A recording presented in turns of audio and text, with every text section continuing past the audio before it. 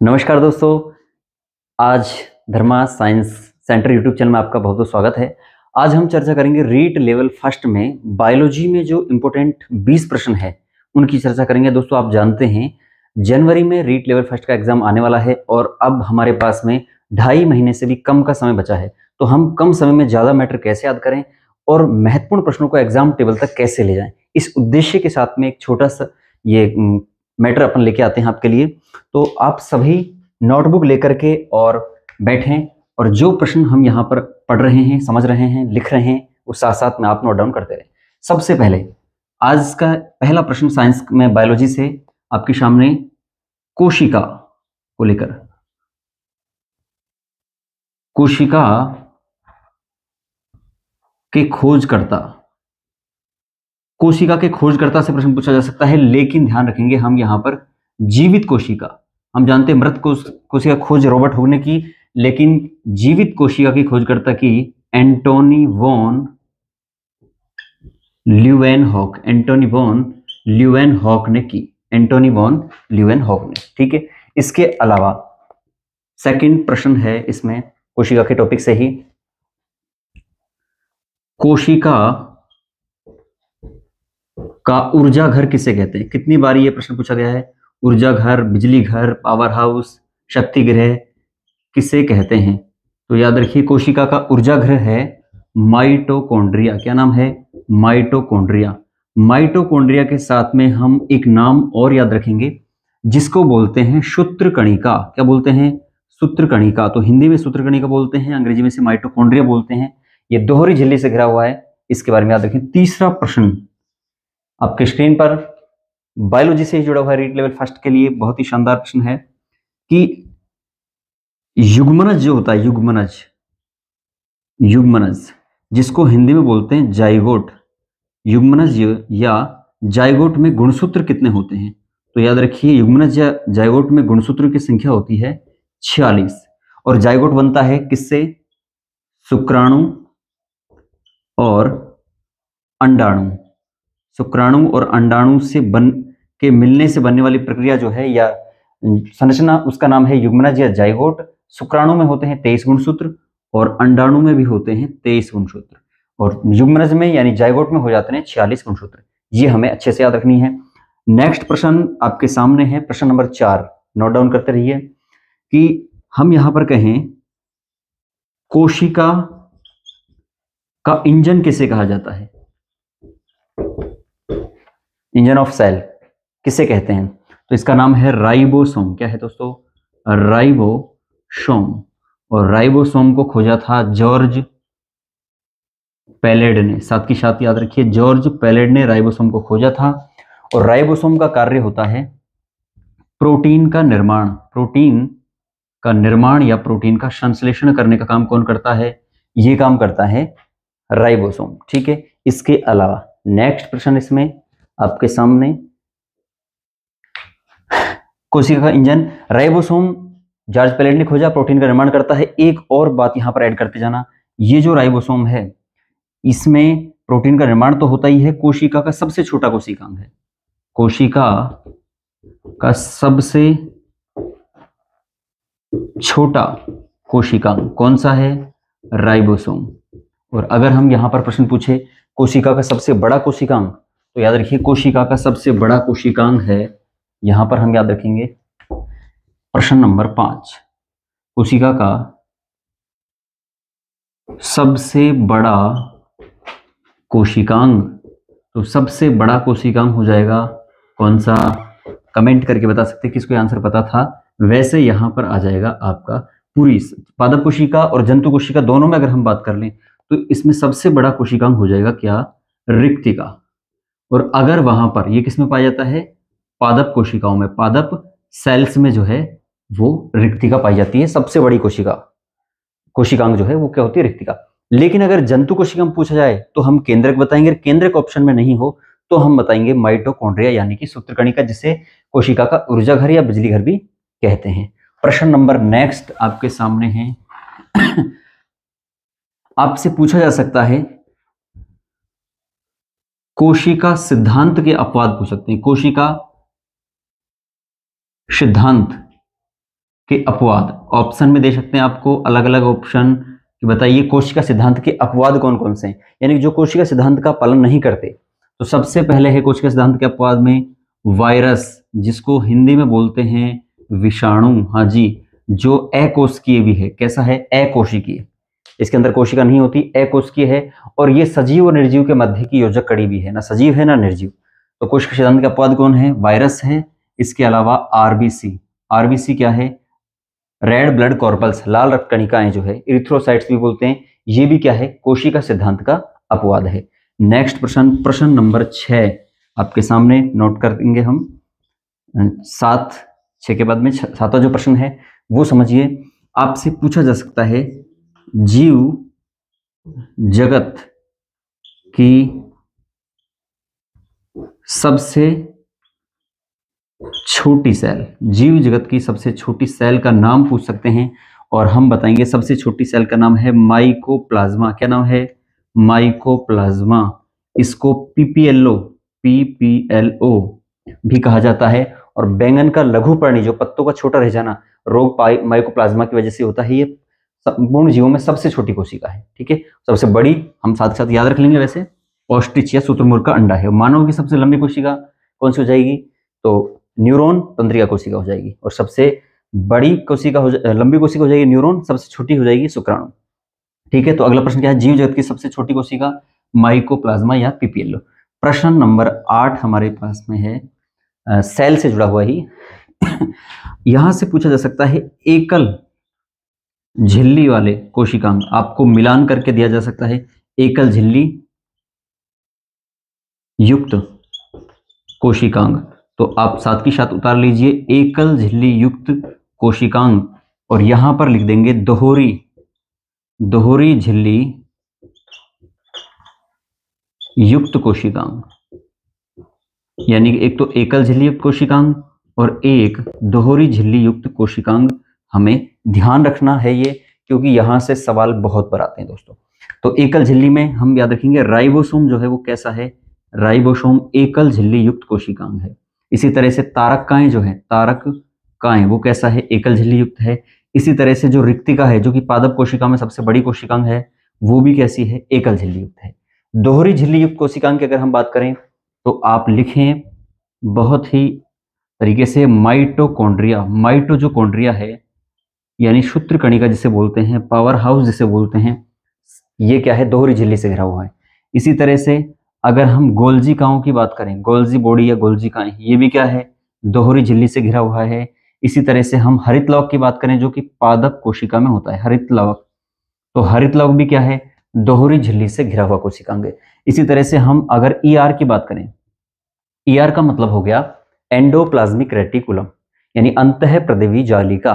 तो ईआर जो है ये भी दोहरी झिल्ली से घिरा हुआ है। और एक और हम लिखेंगे यहाँ पर केंद्रक, अगर ऑप्शन में दिया जाता है तो केंद्रक न्यूक्लियस जो है, जो कि केंद्रक में कोशिका के केंद्र में होता है, और ये जो केंद्रक है ये भी दोहरी झिल्ली से घिरा हुआ कोशिकांग है। तो एक तरफ दोहरी झिल्ली से घिरे हुए कोशिकांग नाम, एक तरफ एकल झिल्ली से युक्त कोशिकांग के नाम हम लिख लेंगे। ठीक है, स्क्रीनशॉट ले सकते हैं आप। और अगला प्रश्न, प्रश्न नंबर 9 आपके सामने यहां पर स्क्रीन पर है। बहुत ही शानदार प्रश्न, और प्रश्न है कौन सा? रक्त को जमने से रोकने का काम, जमने से रोकने का कार्य या जमने से कौन रोकता है?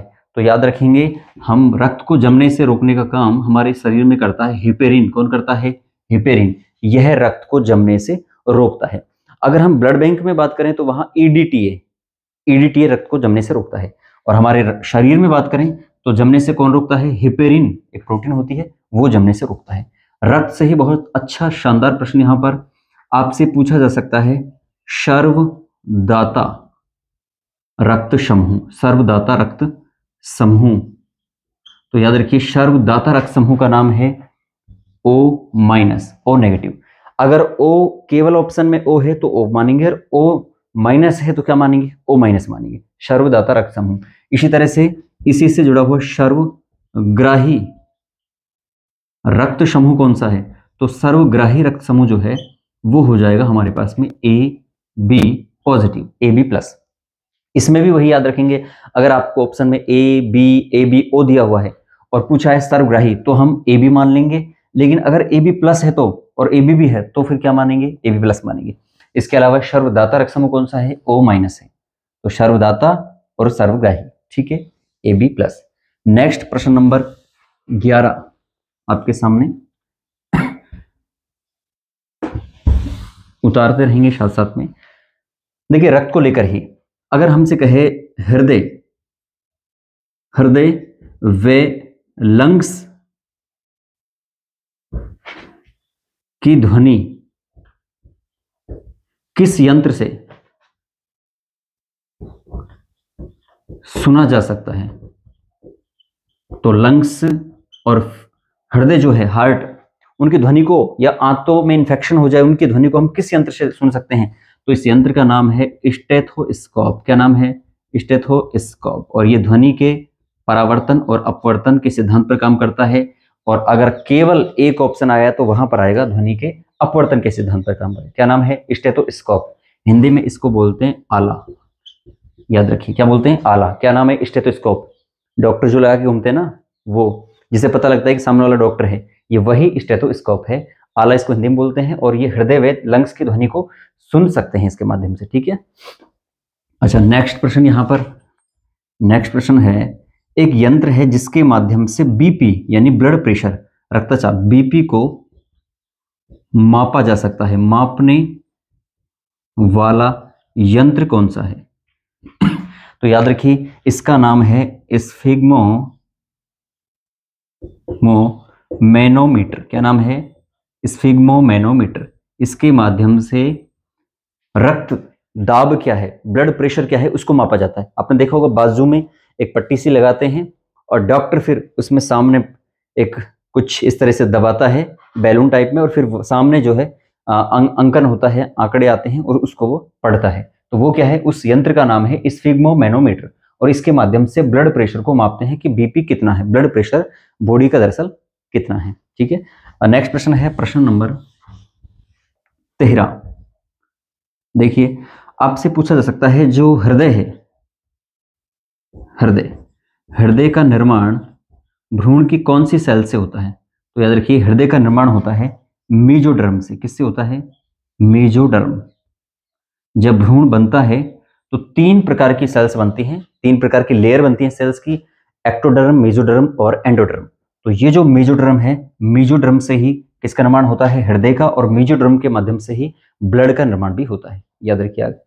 इसके अलावा नेक्स्ट बहुत शानदार प्रश्न आपसे पूछा जा सकता है, हृदय जांच या हृदय अनियमितता, हृदय में किसी प्रकार की अनियमितता की जांच, हृदय में किसी प्रकार की अनियमितता हो जाए या हृदय की जांच करना हो, टेस्टिंग हमें करनी है, तो उस यंत्र का नाम क्या है, उसका नाम है ईसीजी। क्या नाम है, ईसीजी। इंथोबॉन ने इसको खोजा था, और ईसीजी का पूरा नाम है इलेक्ट्रो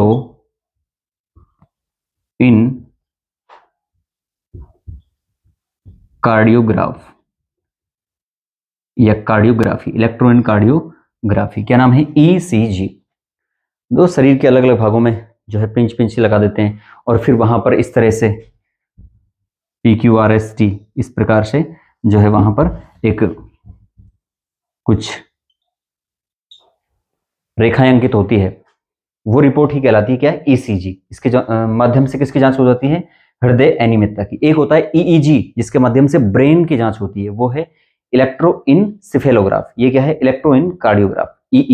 ECG वो होता है EEG। ECG से हृदय की जांच और EEG से ब्रेन की जांच। प्रश्न नंबर 15 प्रश्न आपके सामने। 15 नंबर पर क्या है, देखिए हमसे पूछा जा सकता है कि बताइए हृदय की दीवारों के मध्य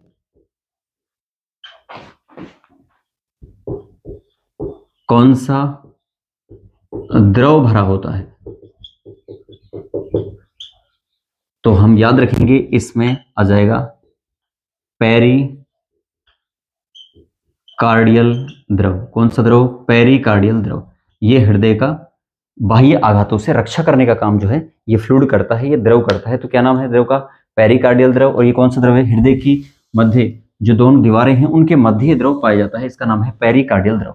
नेक्स्ट प्रश्न नंबर 16 इसी से जुड़ा हुआ, यानी बायोलॉजी से जुड़ा हुआ है। कौन सा है? देखिए हम कहें यहां पर आपसे पूछा जा सकता है संरचनात्मक व क्रियात्मक इकाई, संरचनात्मक और क्रियात्मक इकाई, लेकिन किसकी? तो यहां पर रखिए उत्सर्जन या वृक्क, उत्सर्जन जुड़ा हुआ है। वृक्क की संरचनात्मक और क्रियात्मक इकाई किसे कहते हैं? तो वेरी इंपॉर्टेंट, इसे बोलते हैं वृक्काणु। क्या बोलते हैं? वृक्काणु बोलते हैं। और वृक्काणु को हम हिंदी में वृक्काणु, अंग्रेजी में बोल देते हैं नेफ्रॉन। क्या बोल देते हैं? नेफ्रॉन। ठीक है, 10 से 12 लाख नेफ्रॉन पाए जाते हैं केवल एक वृक्क यानी कि एक किडनी। वृक्क को ही क्या बोल देते हैं? किडनी बोल देते हैं। और वृक्क को ही बोल देते हैं गुर्दा। क्या बोल देते हैं? गुर्दा, किडनी, वृक्क एक ही बात है। एक जोड़ी वृक्क मानव में होते हैं, तो उस एक वृक्क में 10 से लेकर के 12 लाख वृक्काणु होते हैं। और इन्हीं वृक्काणु या नेफ्रॉन को क्या बोलते हैं? इनको ही बोलते हैं वृक्क की संरचनात्मक व क्रियात्मक इकाई। ठीक है, नेक्स्ट प्रश्न नंबर है 17 पर। कौन सा प्रश्न है? देखिए, आपसे पूछा जा सकता है मानव उत्सर्जन के आधार पर मानव कैसा प्राणी है? तो याद रखेंगे मानव एक यूरियोटैलिक प्राणी है। कैसा प्राणी है? यूरियोटैलिक प्राणी। इसका मतलब यह है कि मानव के शरीर में उत्सर्जन में बनने वाला जो पदार्थ है वो क्या है? यूरिया। आपको ऑप्शन में अमोनोटैलिक, यूरियोटैलिक, यूरिकोटैलिक, एमिनोटैलिक ऑप्शन दिया जा सकता है। और हम क्या बताएंगे? मानव कैसा प्राणी है? यूरियोटैलिक प्राणी है, यानी कि मानव उत्सर्जन के रूप में यूरिया का निर्माण करता है। यूरिन में यूरिया प्रमुख से पाया जाता है। ठीक है, प्रश्न नंबर नेक्स्ट 18 प्रश्न इसी से संबंधित। देखिए, अगर ये पूछा जाए कि मानव में जो पथरी है, पथरी किसकी बनती है? तो याद रखिए ये बनती है कैल्शियम। मुख्यतः जो पथरी बनती है, स्टोन बनती है, वो बनती है कैल्शियम ऑक्जेलेट। किसकी बनती है? कैल्शियम ऑक्जेलेट की बनती है। कैल्शियम ऑक्जेलेट की पथरी बनती है। और पथरी को निकालने की जो विधि है वो कहलाती है लिथोट्रोपी। क्या कहलाती है? लिथोट्रोपी। तो 2 प्रश्न हो गए इससे जुड़े हुए। नंबर 18 पर पथरी किससे बनती है? कैल्शियम ऑक्जेलेट से। और पथरी जो है वो कैसे बाहर निकाली जाती है, किस प्रक्रिया से? उस प्रक्रिया को बोलते हैं लिथोट्रोपी। क्या बोलते हैं? लिथोट्रोपी। प्रश्न नंबर 19 आपके सामने है। प्रश्न नंबर 19, हमें यह बताना है कि जो लैंगिक जनन क्या है? लैंगिक जनन क्या होता है? लैंगिक जनन क्या है? क्योंकि आजकल केवल ऑप्शन में ऐसा नहीं आपसे छोटे छोटे प्रश्न पूछेंगे, पूरी परिभाषा ऑप्शन में दे देते हैं। तो हम ये याद रखेंगे लैंगिक जनन क्या है? लैंगिक जनन ऐसा जनन, हम यहां कह सकते हैं ऐसा जनन। लैंगिक जनन में क्या है? ऐसा, आप लिखिए ऐसा जनन, ऐसा जनन जहां युग्मकों का संलयन होता है, संलयन होता है। क्या है? ऐसा जनन जहां पर युग्मकों का संलयन होता है क्या कहलाता है? लैंगिक जनन। और ऐसा जनन जहां पर युग्मकों का संलयन नहीं होता और नए गुणों का विकास भी नहीं होता, उसे बोलते हैं अलैंगिक जनन। प्रश्न नंबर 20 दोस्तों, प्रश्न नंबर 20 है ऑक्सीजन का परिवहन ब्लड में कौन करता है? ऑक्सीजन का परिवहन ब्लड में कौन करता है? इसका जवाब जो है आप लोगों को कमेंट करके बताना है कि बताइए ऑक्सीजन का परिवहन ब्लड के अंदर कौन करता है, पूरी बॉडी में कौन करता है, उसका नाम आप कमेंट करके बताएंगे। सारे प्रश्न अच्छे लगे तो वीडियो में कमेंट करके मुझे जरूर बताइए दोस्तों, और सभी प्रश्नों को लिख लेंगे। ये आपके लिए बायोलॉजी के बहुत इंपॉर्टेंट है। आज के लिए इतना ही।